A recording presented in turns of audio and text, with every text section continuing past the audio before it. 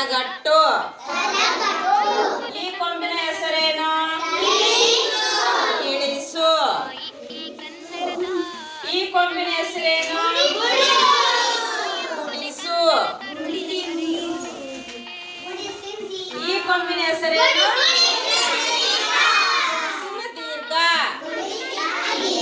ಇವತ್ತು ನಾವು ಏನು ಕಲಿಯಕ್ಕೆ ಹೋಗ್ತಾ ಇದೀವಿ ಅಂದ್ರೆ ಕೊಂಬು. ಏನಿದು?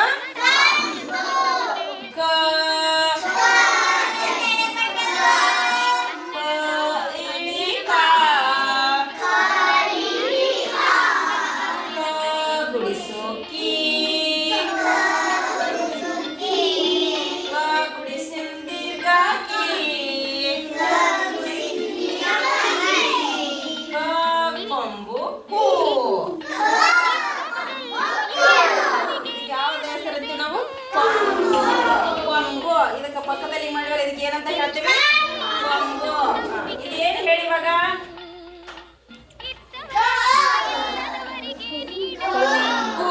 Very good. ಇದೇನು ಹೇಳಿ? Very good. Next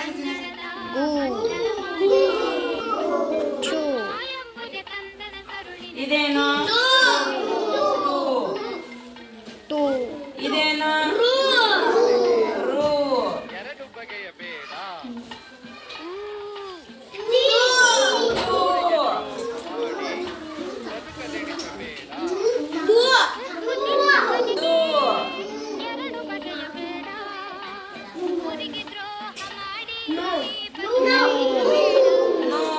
very good.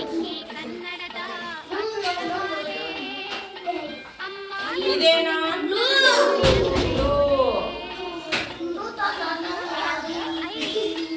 ಇದೇನು?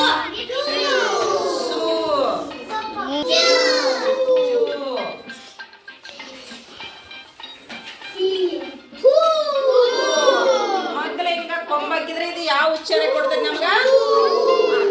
ಸ್ವರಗಳೆಲ್ಲ ಹೇಗಾಗುತ್ತಂದ್ರೆ ಅಂದ್ರೆ ಇಳಿಸು.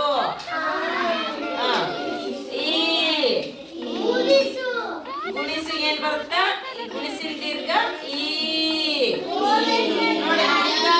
ಇಳಿಸು ದೀರ್ಘ. ಇದು ಉಚ್ಚಾರ ಬರುತ್ತ. ಕೊಂಬಿಗೆ ಯಾವ ಉಚ್ಚಾರಣೆ ಬರುತ್ತಾ? ಕು. ಬರುತ್ತೆ ಲಾಸ್ಟ್ಗೆ. ಕು ರು ಸು ಪು. ಲಾಸ್ಟ್ಗೆ ಅಂತ ಹೇಳ್ತೀವಿಲ್ಲ ನಾವು. ಉಚ್ಚಾರಣೆ ಬರುತ್ತವೆ ಈ ಕೊಂಬಿಗೆ. ಗೊತ್ತಾಯ್ತಲ್ವಾ? ಅವ ಯಾವ ರೀತಿ ಇರ್ತಾವ ಶಬ್ದಗಳಂತ ನೋಡೋಣ ಸ್ವಲ್ಪ.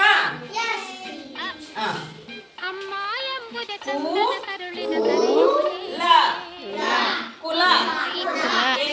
ಗು ರು ರು. ಇದು ಕು, ಇದು ರು. ಗುರು. ದ ನು ದನು. ಶಬ್ದಗಳು ಯಾವ ರೀತಿ ಇರುತ್ತೆ ಅಂತ ಗೊತ್ತಾಯ್ತಾ ನಿಮ್ಗೆಲ್ಲ ಇವಾಗ?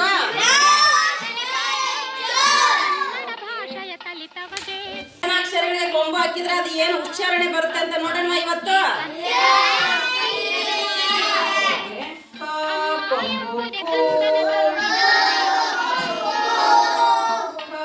ಕೊಂಬು ಕು.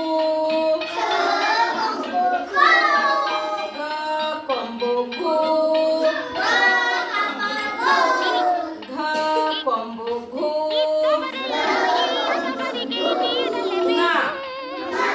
ಚ ಕೊಂಬು ಚು. ಛ ಕೊಂಬು ಚು. ಜ ಕೊಂಬು ಜು. ಯ ಕೊಂಬು ಯು. ಕಡ ಕೊಂಬುಡು. ಲ ಕೊಂಬುಲು.